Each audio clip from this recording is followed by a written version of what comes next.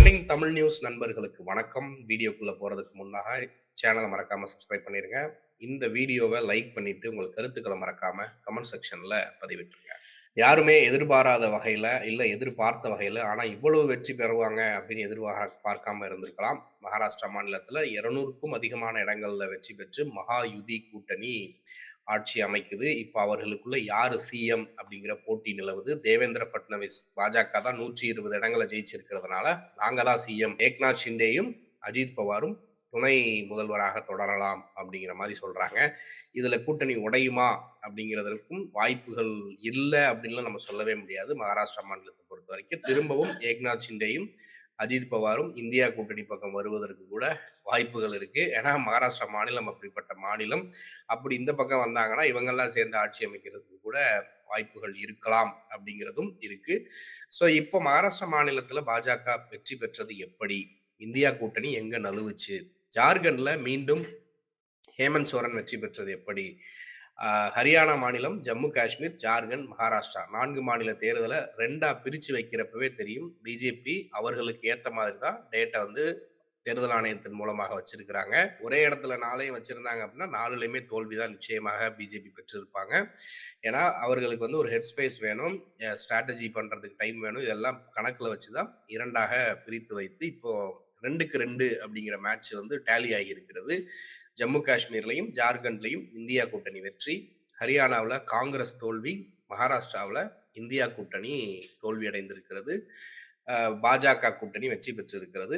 இந்த ஒட்டுமொத்த 4 மாநில தேர்தல்களிலும் சரி, இதற்கு முன்பாக நடந்த நாடாளுமன்ற தேர்தலாக இருந்தாலும் சரி, அந்த நாடாளுமன்ற தேர்தலுக்கு முன்பாக 5 மாநில தேர்தல் ராஜஸ்தான், சத்தீஸ்கர், தெலுங்கானா, அப்புறம் மத்திய பிரதேசம், மிசோரம் போன்ற தேர்தல்கள்லையும் ஒரு ஒரு ஒரு ஒரு விஷயம் மட்டும் ப்ரிடாமினண்டா இப்ப தலதூக்கி நிற்கிது. இந்துக்களாக அனைவரும் ஒன்றிணையுங்கள், நாம் இந்துக்கள், இந்து ராஷ்டிரம் அமைக்கணும் அப்படின்னு ஆர்எஸ்எஸ் தன்னுடைய கொள்கைகள் அடிப்படையில இன்றைக்கு மக்கள் ஆர்எஸ்எஸ்க்கோ பிஜேபிக்கோ வாக்களிக்கவில்லை அப்படிங்கிறது மட்டும் நிரூபணமாக இருக்கிறது அப்படின்னே சொல்லலாம். இந்த மகாராஷ்டிரா மாநில தேர்தலில் நாடாளுமன்ற தேர்தலில் பாஜக படுதோல்வியை சந்தித்ததற்கு பின்பு அந்த மகாராஷ்டிராவில் செம்ம அடி வாங்கினாங்க. அதற்கு பின்பு ஒரு கிட்டத்தட்ட ஒரு 3-4 மாதங்களுக்குள்ளாக மட்டுமே 1,00,000 கோடிக்கு மேலாக மக்கள் நல திட்டங்களை வந்து செயல்படுத்தி இருக்கிறாங்க. தீபாவளிக்கு பெண்களுக்கு போனஸு, பெண்களுக்கு மாத உதவித்தொகை அப்படின்னு சொல்லிட்டு ஏகப்பட்ட பணம் வந்து அங்க செலவு பண்ணியிருக்கிறாங்க அந்த அரசு. அது மட்டும் இல்லாம ஒவ்வொரு தொகுதிக்கும் 100 கோடிக்கு மேலாக பாஜக கூட்டணிகள் வந்து செலவு செய்திருப்பதாக அங்கு உள்ள பத்திரிகை வட்டாரங்கள் சொல்லுது. ஸோ அவ்வளவு வேகமாக வேலை செய்துதான் இப்படி ஒரு வெற்றியை பெற்றிருக்கிறாங்க அப்படின்னு சொல்லக்கூடியது. ஏக்நாத் ஷிண்டே வந்து அவர் வந்து தன்னுடைய செல்வாக்கை வந்து தக்க வச்சுக்கிட்டாரு. நாங்க தான் உண்மையான சிவசேனா அப்படின்னு.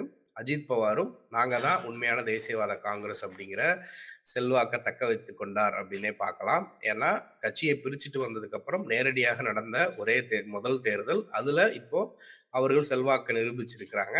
ஏன்னா இது எல்லாத்தையும் கணக்கு பண்ணி தான் பாஜக வந்து முன்னக்கூட்டியே இந்த ஸ்பிளிட்டையே உருவாக்கி இருக்கிறாங்க. ஒன்னா இருந்தாங்கன்னா கண்டிப்பா பிஜேபி அங்க ஜெயிக்க முடியாது. அதனால 2 பேரையும் 2 பிரிச்சிருவோம் அப்படின்னு சொல்லிட்டு தான் பிரிச்சிருக்கிறாங்க.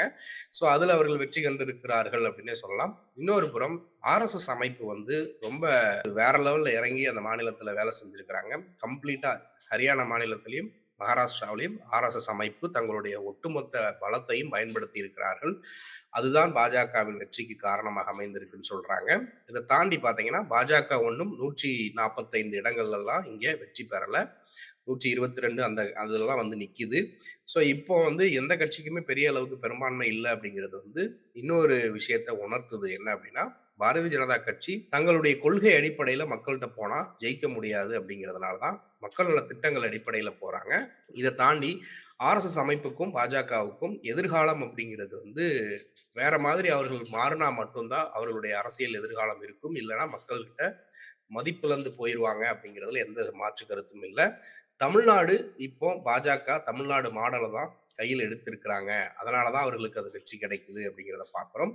அந்த வகையில பார்க்குறப்ப ஆர்எஸ்எஸ் அமைப்புக்கு அவர்களுடைய சித்தாந்த அடிப்படையில அவர்களுடைய கொள்கைகளை நிலைநாட்டுவதையும் ஆர்எஸ்எஸ் அமைப்பினுடைய செயல் திட்டங்களை செயல்படுத்துறதுலையும் அவர்களுக்கான எதிர்காலம் அப்படிங்கிறது டவுட் தான் அப்படின்னு சொல்லணும். ஏன்னா இந்துக்கள் ஓட்டுகள் அனைத்தையும் கன்சாலிடேட் பண்ணணும் அப்படிங்கிற முயற்சியில் அவர்கள் தோல்வி அடைந்து விட்டார்கள் அப்படிங்கிறது தான் முக்கியமாக சொல்லணும். இன்றைக்கு வந்து ராகுல் காந்தி அவர்கள் எடுத்த முன்னெடுப்பு, அப்புறம் இந்தியா கூட்டணி கொண்டு வந்திருக்கக்கூடிய அந்த சமூக நீதி, மக்கள் வளர்ச்சி திட்டங்கள் வந்து பாரதிய ஜனதா கட்சியை வந்து மண்டியிட செய்திருக்கிறதுன்னு சொன்னா கூட ஆச்சரியப்படுறதுக்கு இல்லை. காரணம் என்னன்னா, இன்றைக்கு அந்த அளவுக்கு இந்தியா கூட்டணிக்கு போட்டி போட்டுக்கிட்டு நாங்களும் மக்கள் நலத்திட்டங்களை செய்வோம்னு பாஜக வந்து களத்தில் இறங்கியிருக்கிறாங்க.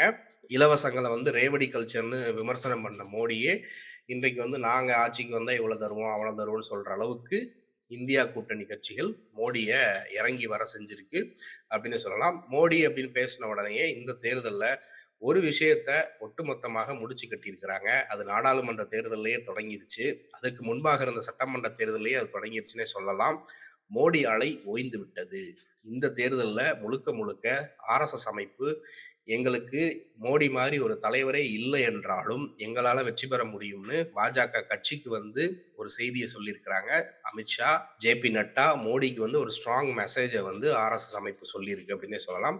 அப்படி அவர்களுக்குள்ளாக இருக்கக்கூடிய சண்டைகளில் ஆர்எஸ்எஸ் அமைப்பு இப்போ அவர்களுடைய கை ஓங்கி இருக்கிறது அப்படிங்கிறதுல எந்த மாற்று கருத்துமே இல்லை. விரைவில் மோடி மாற்றப்படுவார். மோடிக்கு பின்பு வந்து சிவராஜ் சிங் சௌஹான் வந்து அடுத்த பிரதமராக வருவதற்கு வாய்ப்பு இருக்கு அப்படின்னு சொல்றாங்க. கூடவே தேவேந்திர பட்னவிஸுக்கு கூட ஒரு முக்கிய பொறுப்பு கொடுக்கறதுக்கும் வாய்ப்பு இருக்குது அப்படின்னும் சொல்றாங்க.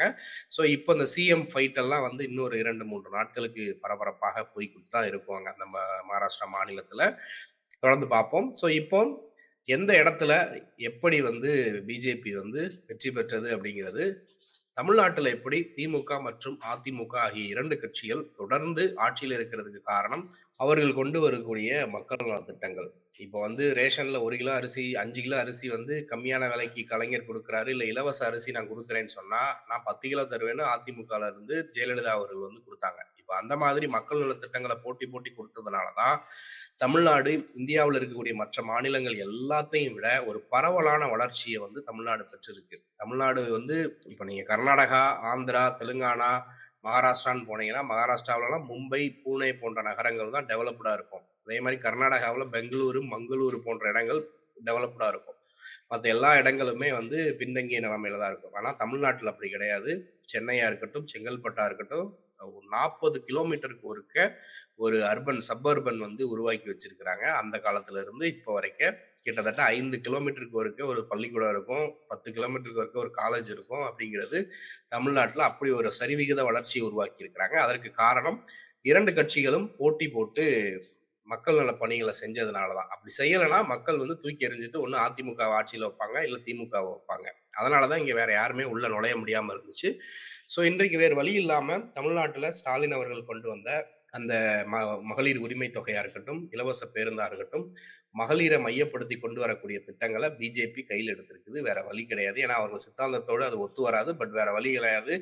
அரசியலில் தக்க வைக்கணும், நிற்கணும் அப்படின்னா நம்ம அதை செஞ்சு ஆகணும் அப்படிங்கிற ஒரு ஒரு எக்ஸ்ட்ரீம் இதுக்கு வந்து பாஜக வந்து இந்தியா கூட்டணி தள்ளி இருக்கு அப்படிங்கிறத பார்க்குறோம். ஏன்னா ராஜஸ்தானா இருக்கட்டும், சத்தீஸ்கரா இருக்கட்டும், மத்திய பிரதேசம், இப்போ ஜார்க்கண்ட், ஹரியானா எல்லா தேர்தல்களிலும் பெண்களுக்கு உரிமை தொகை, இலவச பேருந்து, விவசாயிகளுக்கு கடன் தள்ளுபடி, ஸ்டைஃபண்டு இளைஞர்களுக்கு, விவசாயிகளுக்கு மானியம் அப்படின்னு அறிவிச்சதுனால தான் அவர்களால் வெற்றி பெற முடிஞ்சிச்சே தவிர மோடியினுடைய இமேஜுக்கு ஓட்டு போடலை, இந்துக்களை ஒன்றிணையுங்கள் அப்படின்லாம் ஓட்டு போடலை. ஸோ இந்த நிலையில் இவர்கள் நீடித்தார்களே ஆனால் ஆர்எஸ்எஸ்னுடைய சித்தாந்தம் என்னவாக மாறும் அப்படிங்கிறது இதுல இருந்தே தெரிஞ்சுக்கலாம். அது நீர்த்து போய்விடும். மக்கள் வந்து மக்களுடைய முழு ஃபோக்கஸ் எனக்கு நல்லது பண்ணா நான் ஓட்டு போடுவேன், இந்துக்களை வாங்கல் அப்படின்னு சொன்னாலாம் நான் ஓட்டு போட மாட்டேன், ராமர் கோவில் கட்டுறதுனாலலாம் நான் ஓட்டு போட மாட்டேன் அப்படிங்கிறதுல இன்றைக்கு தெளிவாக மாறி இருக்கிறார்கள்.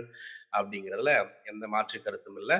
அந்த மாற்றத்திற்கு ராகுல் காந்தி போன்ற இந்தியா கூட்டணி தலைவர்கள் பிஜேபியை வந்து ஒரு எக்ஸ்ட்ரீம் எல்லைக்கு கொண்டு போயிருக்கிறாங்க அப்படின்னே சொல்லலாம். இது ஒரு வகையில பார்க்குறப்ப சமூக நீதி அரசியலுக்கு கிடைத்த வெற்றி அப்படின்னே சொல்லலாம். தொடர்ந்து இதை குறித்து பார்க்கலாம். இதை குறித்து நீங்க என்ன நினைக்கிறீங்கன்றதை மறக்காம கமெண்ட்ல சொல்லுங்க. நன்றி.